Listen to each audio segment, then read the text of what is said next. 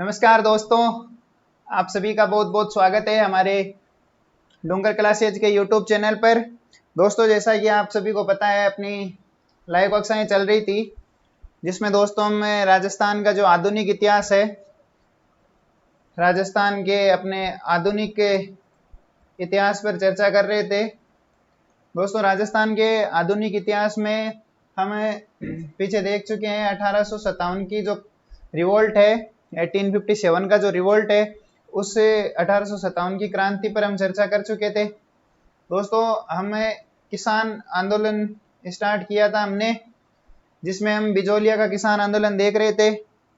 एक बार दोस्तों, अपना बेंगू का जो किसान आंदोलन है उसे स्टार्ट करने से पहले अपने जो पिछली कक्षाओं में हमने बिजोलिया किसान आंदोलन या किसान आंदोलन की जो शुरुआत है वो की थी, उसका एक बार हम रिवीजन करेंगे। उसके बाद दोस्तों हम आगे बेंगू जो किसान आंदोलन है और जयपुर के बीकानेर के जो अन्य सभी मेवात क्षेत्र के जो किसान आंदोलन है, उन सभी किसान आंदोलनों पर चर्चा करेंगे। तो मेरे जो भी भाई या बहन है अपने राजस्थान के किसी भी एग्जाम की तैयारी कर रहे हैं जिसमें आपका राजस्थान का आधुनिक इतिहास का टॉपिक है, तो हमारे चैनल के साथ जुड़े रहिए। आपको बेहतरीन से बेहतरीन कंटेंट दिया जाएगा। अगर आपको कंटेंट पसंद आए तो क्लास को ज़्यादा से ज़्यादा अपने दोस्तों के पास शेयर करें, वीडियो को लाइक करें। तो चलिए दोस्तों, एक बार हम अपने जो पिछला जो भी टॉपिक हुआ है उसका रिवीजन कर लेते हैं। अपने जो 1857 की क्रांति है उसको हमने कंप्लीट किया। उसको कंप्लीट करके हम अपने जो राजस्थान के प्रमुख प्रमुख जो किसान आंदोलन है उन पर हम चर्चा कर रहे थे। किसान आंदोलनों में दोस्तों हमने बात की कि जो आपके 1857 की क्रांति हुई, 1857 की क्रांति से आपके प्रेरित होकर जो 19वीं जो सदी है, 19वीं सदी में राजस्थान के किसानों ने भी आपके आंदोलन करने का सोचा। आंदोलन करने की अगर प्रमुख बात करें कि आंदोलन क्यों किया गया, तो आंदोलन आपका किया जाने का प्रमुख रीजन था लगान में जो वृद्धि हो रही थी दिनों दिन, वो बेट बेगार में वृद्धि, और दोस्तों आपके लाग बाग, ये तीन चीजें थी आपके आंदोलन का प्रमुख कारण। इन तीन चीजों में बार बार वृद्धि हो रही थी, जिसमें हमने देखा था कि जो लगान बेट बेगार थी उनमें आपकी लंक बंटाई, खेत बंटाई, खींचड़ी कर, चौरी कर, ऐसे दोस्तों हमने कई जो कर है उनके बारे में चर्चा की थी। दोस्तों, प्रमुख जो हमने शब्दावलियों की बात की थी, जिसमें हमने देखा था मुंसरिफ क्या होता है।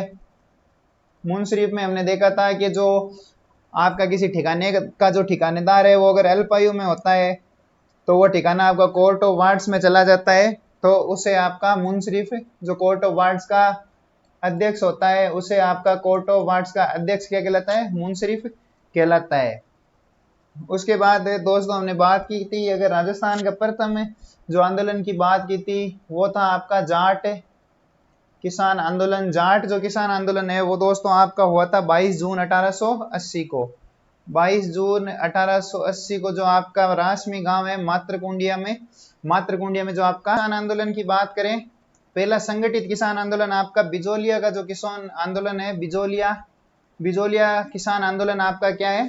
पहला संगठित किसान आंदोलन है जो आपका 1897 में प्रारंभ हुआ था। ये सर्वाधिक लंबी अवधि तक चलने वाला आपका किसान आंदोलन है जो गिरधारीपुरा गांव भीलवाड़ा से आपका स्टार्ट होता है। बात करें अगर बिजोलिया किसान आंदोलन की, तो बिजोलिया किसान आंदोलन बिजोलिया की, तो बिजोलिया आपका वर्तमान भीलवाड़ा जिले में आता है।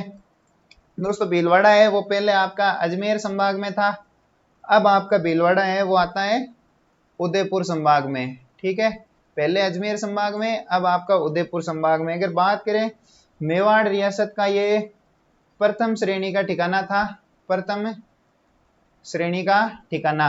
मेवाड़ रियासत में प्रथम श्रेणी का ठिकाना कौन सा? बिजोलिया जो ठिकाना था वो था। बात करें आपके जो खानवा का युद्ध लड़ा था, खानवा का युद्ध लड़ा था राणा सांगा ने। राणा सांगा ने खानवा के युद्ध के बाद ये ठिकाना आपका दिया था अशोक परमार को, आपका ये ठिकाना राणा सांगा के द्वारा दिया गया था। अगर हम बात करें जो बिजोलिया किसान आंदोलन हुआ था इस आंदोलन के समय आपके यहाँ के ठिकानेदार की बात करें, बिजोलिया किसान आंदोलन के समय जो ठिकानेदार है वो ठिकानेदार आपका कौन है? करसण सिंह यहाँ का ठिकानेदार है। बिजोलिया किसान आंदोलन के समय ठिकानेदार कौन है आपका? करसण सिंह है। और अगर आप में बात करें बिजोलिया किसान आंदोलन के समय मेवाड़ के जो महाराणा है, मेवाड़ महाराणा की, तो मेवाड़ महाराणा है आपके फतेह सिंह। मेवाड़ के महाराणा कौन थे इस समय? मेवाड़ महाराणा थे फतेह सिंह। बात करें कि बिजोलिया में किसान आंदोलन में सर्वाधिक भाग लेने वाली जाति कौन सी थी? सर्वाधिक आपके यहाँ धाकड़ जो जाति है, धाकड़ जाति के किसानों ने भाग लिया था। धाकड़ जाति के किसानों ने यहाँ पर भाग लिया था। दोस्तों अगर बात करें शुरुआत कहाँ से होती है बिजोलिया किसान आंदोलन की, तो हम देख के आए हैं बिजोलिया जो किसान आंदोलन है उसकी शुरुआत होती है आपकी गिरधारीपुरा गांव से। गिरधारीपुरा गांव कहाँ पर? भीलवाड़ा। बिजोलिया प्रथम श्रेणी का ठिकाना। खानवा का युद्ध, मेवाड़ के जो महाराणा राणा सांगा, खानवा के युद्ध के पश्चात आपके अशोक परमार को यह ठिकाना दे दिया गया था।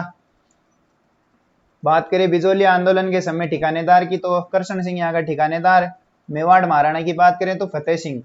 हुआ क्या था दोस्तों, गिरधारीपुरा गांव में आपके जो एक किसान थे गंगाराम धाकड़, उनका दोस्तों निधन हो जाता है। गंगाराम धाकड़ के जो मृत्यु भोज है उस पर सभी किसान इकट्ठा होते हैं। उसमें आपके जो साधु सीताराम दास है वो भी वहां पर पहुंचते हैं, नानजी पटेल, ठाकरी पटेल, यानी मृत्यु भोज में किसानों का एक समूह बैठता है और उस समूह में ये चर्चा होती है, किसानों के जो कर व्यवस्था है उस पर चर्चा होती है। इस पर दोस्तों जो साधु सीताराम दास है उनके द्वारा वक्तव्य ये दिया जाता है कि भाई तुम किसान कब तक इस प्रकार बैठे रहोगे, बिना मतलब जो फिजूल के जो आपके टैक्स हैं कब तक उन टैक्सों को दिया जाएगा।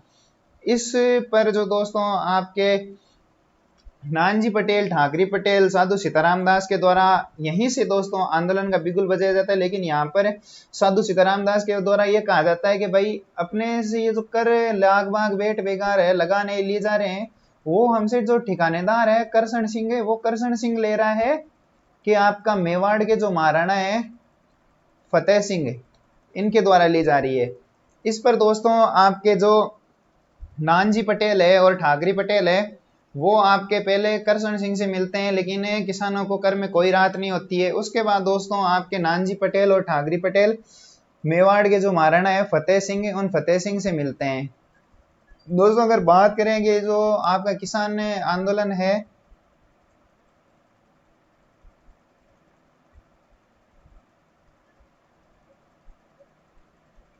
इसके चरणों की बात करें तो ये जो आपका किसान आंदोलन है 3 चरणों में संपन्न होता है। अगर इसके तीनों चरणों की बात करें तो इसका जो प्रथम चरण है वो आपका 1897 से 1915 तक चला। इसके नेतृत्व करता थे आपके साधु सीताराम दास, नानजी पटेल और ठाकरी पटेल। अगर दूसरे चरण की बात करें तो 1915 से आपका 1923 तक ये चरण चला। इस दूसरे चरण में आपके आंदोलन को राष्ट्रीय स्वरूप मिला। नेता थे इसके आपके विजय सिंह पथिक। दोस्तों बात करें तीसरे चरण की तो तीसरा चरण आपका 1923 से 1941 तक चला। 1941 में आंदोलन समाप्त हुआ। नेता की बात करें तो एक तो नेता थे आपके माणिक्य लाल वर्मा, दूसरे नेता की बात करें तो हरिभाऊ उपाध्याय, और तीसरे नेता की बात करें तो आपके थे इसमें जमनालाल बजाज। मुख्य भूमिका आपके निभाई थी माणिक्यलाल वर्मा ने। तो दोस्तों आगे हम बात करते हैं कि जो बिजोलिया किसान आंदोलन है वो किस प्रकार स्टार्ट हुआ था।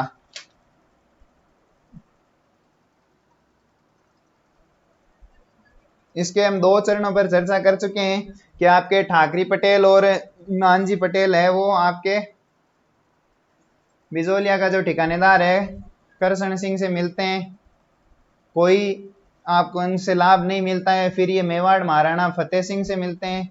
मेवाड़ महाराणा फतेह सिंह है वो आपका हामिद हुसैन आयोग का गठन करता है। ये हामिद हुसैन आयोग की जो रिपोर्ट थी वो आपके किसानों के पक्ष में थी, लेकिन किसानों को इससे भी कोई लाभ नहीं होता है। और आपका जो करसण सिंह ठिकानेदार है वो किसानों पर अतिरिक्त 13 रुपए का जो चौरी कर है वो चौरी कर लगा देता है। इस प्रकार आपका पहला जो चरण था वो समाप्त हुआ था। दूसरे चरण में हमने देखा था कि विजय सिंह जो पथिक है वो आंदोलन को राष्ट्रीय स्वरूप दिलाते हैं। हमने ये भी देखा था कि विजय सिंह पथिक है वो आंदोलन को छोड़ते हैं, क्योंकि हॉलैंड आयोग में जो हॉलैंड के द्वारा सिंचित और असिंचित भूमि है उनमें सिंचित भूमि पर और असिंचित भूमि पर करों की मात्रा में वृद्धि होती है। उसके कारण विजय सिंह पथिक आपके किसानों से जमीनें छोड़ने के लिए कहते हैं। किसान विजय सिंह पथिक के कहने पर जमीनें छोड़ देते हैं।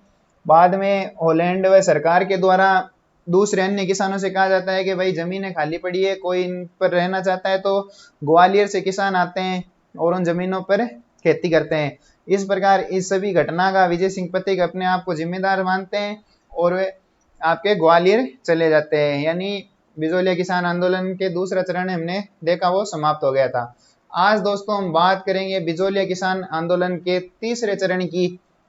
अगर तीसरे चरण के प्रमुख जो नेता है उन नेता की बात करें तो वो नेता थे आपके, बात करेंगे दोस्तों बिजोलिया किसान आंदोलन का जो तीसरा चरण है उस तीसरे चरण पर चर्चा करेंगे।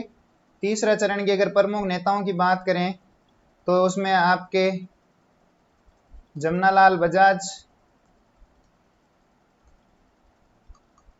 हरिभाऊ उपाध्याय और आपके माणिक्यलाल वर्मा। माणिक्यलाल वर्मा दोस्तों इस आंदोलन में आपके मुख्य भूमिका में थे।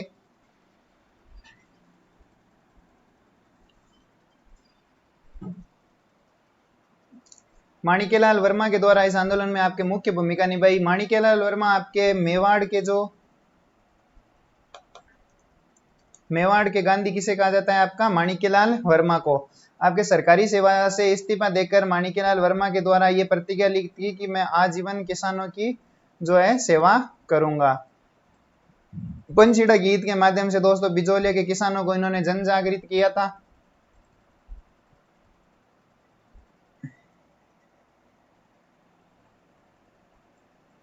बिजोलिया में आपके 1927 में जो भूमि बंदोबस्त है वो आपका आया, उसमें आपके अधिकारी ट्रेंच के द्वारा जो 17 कर माफ किए गए थे उन 17 कर को आपके बिजोलिया के जो ठिकानेदार है केसरी सिंह, उन केसरी सिंह के द्वारा पुनः लागू किया। इस पर आप लागू करने के बाद आपके वर्मा जी को गिरफ्तार कर आपके कुंभलगढ़ जेल में रखा गया था।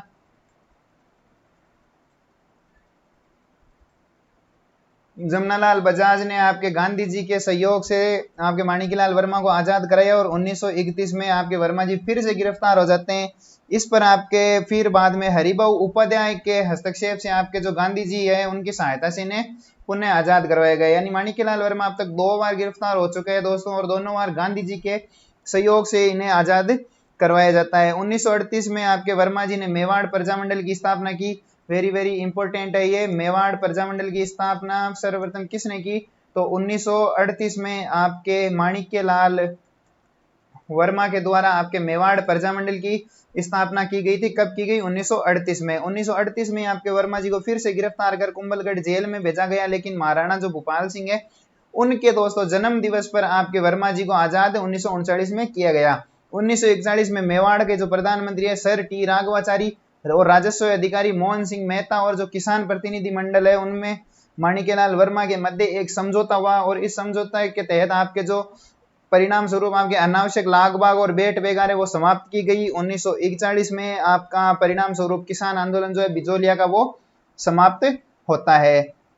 इसके साथ दोस्तों बिजोलिया का जो किसान आंदोलन है थोड़ा बड़ा आंदोलन था वो समाप्त हो गया, लेकिन ये बात है कि इंपॉर्टेंट है बिजोलिया का किसान आंदोलन। आपका एक क्वेश्चन इससे पक्का देखने को मिलेगा। दोस्तों अगले किसान आंदोलन की हम बात करें, बेंगू किसान आंदोलन। बेंगू पड़ता है दोस्तों आपका वर्तमान चित्तौड़गढ़ जिले में। आंदोलन के समय बेंगू का ठिकानेदार कौन है? अनूप सिंह आपका आंदोलन के समय ठिकानेदार है। मेवाड़ महाराणा कौन है? वो आपके फतेह सिंह ही हैं। आंदोलन की अगर शुरुआत की बात करें तो 1921 बेरोकुंड जो मेनाल में भीलवाड़ा में वहां से आंदोलन की शुरुआत मानी जाती है। नेता की बात करें तो रामनारायण चौधरी है, वो नीम का दाना सिक्कर के हैं। अब भाई सिक्कर का नेता है वो बेंगू चित्तौड़गढ़ में जाकर क्यों पंचायती कर रहा है? है ना, यही सोच रहे हो कि आपके भाई सिक्कर के है ये रामनारायण जी है, वो आपके बेंगू आंदोलन की किस प्रकार। तो आगे जब हम सिक्कर के शेखावाटी क्षेत्र के या जयपुर के जो किसान, जयपुर रियासत के जो किसान आंदोलन है उनकी चर्चा करेंगे, तो वहां पर हम देखेंगे कि किस प्रकार रामनारायण चौधरी है वो बेंगू पहुंचते हैं। अगर आंदोलन के कारणों की बात करें तो वही सेम कारण है, आपके 84 प्रकार के करों के विरुद्ध यहाँ पर आंदोलन हो रहा है। प्रारंभ की बात करें तो 1922 में किसानों और ठिकानेदार अनूप सिंह के मध्य एक समझौता होता है। इस समझौते के तहत किसानों के आपके 22 करों को माफ कर दिया जाता है, निर्णय लिया, लेकिन बाद में इस समझौते को मानने से इनकार किया, अतः इसे बोल सेविक समझौता कहा जाता है। वेरी वेरी इंपॉर्टेंट, बोल सेविक समझौता क्या है, तो याद रखना दोस्तों, बोल सेविक समझौता है आपके ठिकानेदार अनूप सिंह के द्वारा किसानों के 22 कर माफ करने का जो है समझौता किया जाता है किसानों के साथ, लेकिन बाद में इस समझौते से वो मुकर जाता है, यही आपका बोल सेविक समझौता है। आंदोलन की रणनीति बनाने हेतु बेंगो के किसानों ने एक गोविंदपुरा में बैठक आयोजित की। गोविंदपुरा बैठक में आपके 13 जुलाई 1923 को मेनाल भीलवाड़ा में आपके गोविंदपुरा में ये बैठक होती है। किसानों की इस सभा में भाग लेने के लिए दोस्तों आपके विजय सिंह पथिंग, रूपाजी धाकड़, करपाजी धाकड़ और रामनारायण जी चौधरी है इत्यादि कई किसान नेता इसमें शामिल होते हैं। अंग्रेज जो अधिकारी ट्रेंच है वो इस गोविंदपुरा की घेराबंदी करता है और गोलीबारी करता है, जिसमें आपके सैकड़ों किसान घायल होते हैं। रूपाजी करपाजी जो धाकड़ है वो इस आंदोलन में शहीद हो जाते हैं। गोविंदपुरा घटना की जांच करने हेतु दोस्तों आपका ट्रेंच आयोग का गठन किया गया था। आयोग ने ट्रेंच को निर्दोष और ठिकानेदार अनूप सिंह को दोषी बताया। बोलो, ट्रेंच गोलीबारी कर रहा है, लेकिन ट्रेंच ने गोलीबारी की गोविंदपुरा में, रूपाजी करपाजी शहीद हुए, सैकड़ों किसान घायल हुए। घटना की जांच करने के लिए दोस्तों ट्रेंच ही आयोग का गठन हो रहा है। इसमें ट्रेंच को निर्दोष साबित, अनूप सिंह को दोषी करार। 1925 में अनूप सिंह को गिरफ्तार किया और नजरबंद कर दिया। ठिकाना आपका कोर्ट ऑफ वार्ड्स में चला गया। मुंसरी बनता है आपका अमृतलाल। 1921 में अमृतलाल और किसानों के मध्य एक समझौता हुआ, जिसके तहत किसानों के 25 कर समाप्त किए और आंदोलन को समाप्त करवाया। दोस्तों बात करते हैं अब मेवात क्षेत्र के आंदोलन की। मेवात में हम पहले आंदोलन की बात करेंगे, अलवर का जो किसान आंदोलन है उसकी। अलवर का किसान आंदोलन का जो प्रथम चरण है उसकी बात करें तो अलवर के समय आंदोलन का जो अलवर आंदोलन के जो शासक हैं उस समय आपके जयसिंह थे। नेता की बात करें तो गोविंद सिंह और माधो सिंह इस आंदोलन के प्रमुख नेता थे। अगर आंदोलन के कारण की बात करें तो जंगली सुअरों को मारने के संबंधी आदेश पारित करवाने के लिए आंदोलन प्रारंभ हुआ। 1922 में आपके जयसिंह ने सुअरों को मारने का आदेश पारित किया और एक बार के लिए आंदोलन समाप्त होता है। दूसरे चरण में ये आंदोलन स्टार्ट होता है। उसमें आंदोलन का कारण है एनएल टिक्को का 1924 का जो भूमि बंदोबस्त है उसके खिलाफ आपका ये आंदोलन होता है। नेता इसके कौन है? गोविंद सिंह और माधो सिंह। 6 मई 1925 को किसान प्रतिनिधि मंडल आपका अलवर शासक जयसिंह से मिला, लेकिन कोई हल नहीं निकला। अलवर शासक जयसिंह ने 6 मई के दिन जनसभा व हथियार पर अलवर रियासत में पाबंदी लगा दी थी। 7 मई 1925 को आपके जयसिंह द्वारा रामभद्र ओझा आयोग का गठन किया और किसानों से इसे वार्ता करने के लिए भेजा। 12 मई को आपके किसानों के साथ वार्ता भी हुई, लेकिन असफल हुई। 13 मई के दिन किसानों ने ग्रामीण क्षेत्रों में जनसंपर्क कर आंदोलन की रणनीति बनाने हेतु निमुचना चलने के लिए किसानों को कहा।